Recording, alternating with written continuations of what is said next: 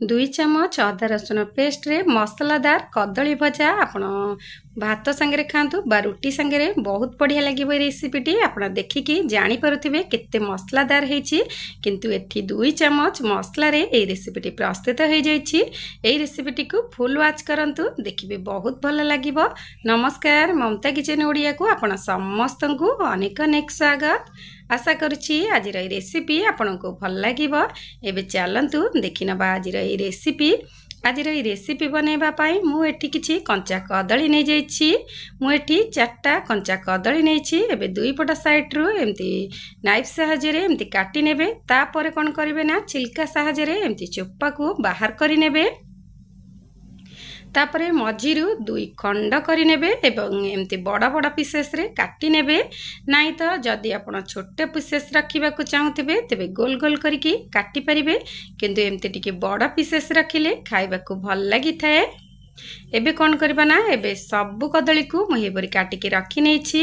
एबे संगे संगे पानी रे पकई नबा। आपण एठी लूण पानी रे किंबा हळदी पानी रे पकई नेबे, नाइ तो कदली कळा पड़ी जिवो।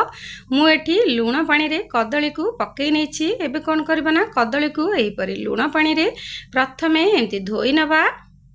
एबे मु धोईकी एमती रखी नेछि। तापर कोन करबा ना तापरे एठी हल्का टिके हळदी एवं स्वाद अनुसार अल्प टिके लूण देकी एही परी गोळै नबा। तापरे गोटे पैन बसै नबा एवं पैन रे किछि ऑयल दे देबा।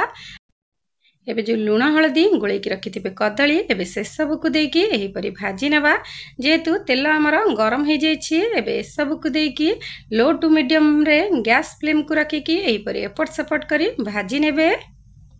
जेमिति कि हमर ए कदली भल भाबरे भाजी जीव बा सिझी जीव। आपण घोड़ेबे नाही, एमती एपट सेपट करके कदली को एही परी भाजी नेबे। हल्का आपणकर गोल्डन ब्राउन कलर हला पर्यंत एमती एपट सेपट करके भाजी नउथिबे।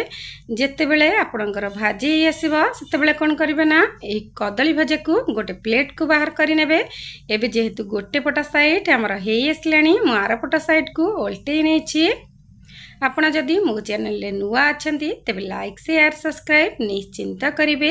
जदि इंस्टा रे देखुछंती तेबे निश्चिंत फॉलो करिवे। आ भितरे हमर भाजी आसलानी। एबे कोन करिबा ना एबे मु प्लेट को बाहर करि नउछि। एबे गोटे कड़ाई बसै नबा एवं रहि जाइथबा से बळका तेल को ए कड़ाई रे दे देबा। तापरे एठी हाफ चमच एठी जीरा दे देबा। तापरे कटा है रहितबा पियाज को दे देबा। पियाज एठी बड़ा साइज रो मु गोटे नेछि एवं ताको छोट छोट करके एमती काटी के रखी नेथिली। एबे से पियाज को देकी हल्का रे एही परी भाजी नबा। पियाज हल्का एमती भाजी आसला बेलू आपण एठी कोन करिवे ना एठी अल्प किछि हळदी एवं लंका गुंड गोटे चामच दे देबे। एबे लंका गुंड हळदी को देकी एमती टिके एपट सेपट करि नेबे। तापरे एठी अदा रसुण पेस्ट को दे दबा। अदा रसुण पेस्ट पाखा पाखी मु एठी 2 चामच ही नेछि।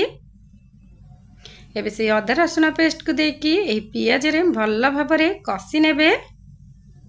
आपण एही परी थरे बनै कि देखंतु, देखिबे भात हो बा रोटी सबुथिरे बहुत बढ़िया लागिबो। एबे एही परी एमती टिके गोळै सारला पर कोन करिवे ना एटी गोटे मीडियम साइज रो कैप्सिकम को मु काटी के दे दूची। कैप्सिकम को आपण एमती कंचा ही देबे, देखिबे एहार टेस्ट बहुत बढ़िया आसीबो। तापरे गोटे मीडियम साइज रो टमाटो को मध्यम काटी के दे देछि।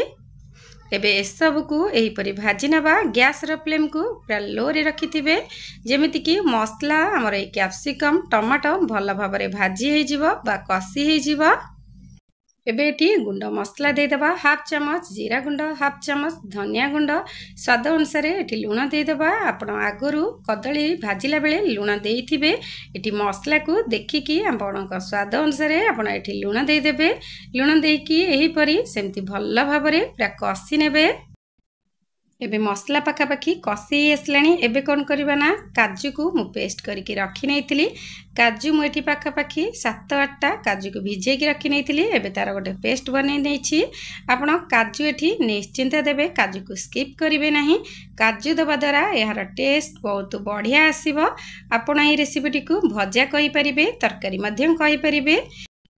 काजू पेस्ट देला परे आपण कौन करेंगे ना गैस फ्लेम को पूरा लो रे रखिए एवं मसला सहित यही काजू पेस्ट को भल भाव एमती कषि ने मझिरे मझिरे एमती कवर कर नौथिबे एवं मझिरे मझिरे एमती टिके चेक कर नौथिबे जे पर्यंत कि मसला तेल आमर अलगा न हो जाइए से पर्यंत एमती लो फ्लेम रे आपण एमती कषि नौथिबे।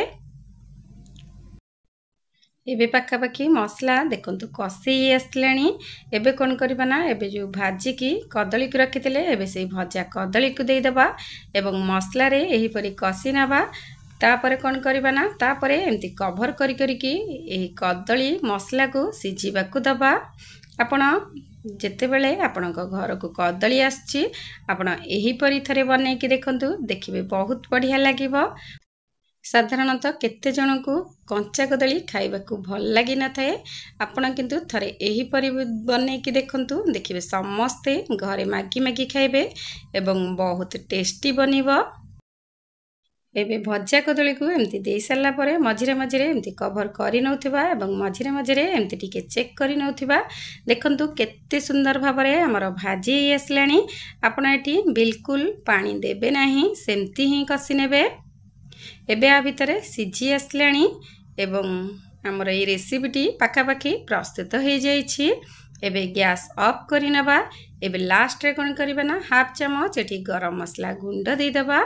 आपण ए रेसिपीटी को देखिकी जानी पारुथिबे केते टेस्टी बनिथिबो एवं केते मसलादार हेछि। कम मसला रे एमती गोटे मसलादार रेसिपी आपणकर प्रस्तुत हो जिवो। रुटी हो बा भात बहुत बढ़िया लागिबो खाइबा पई।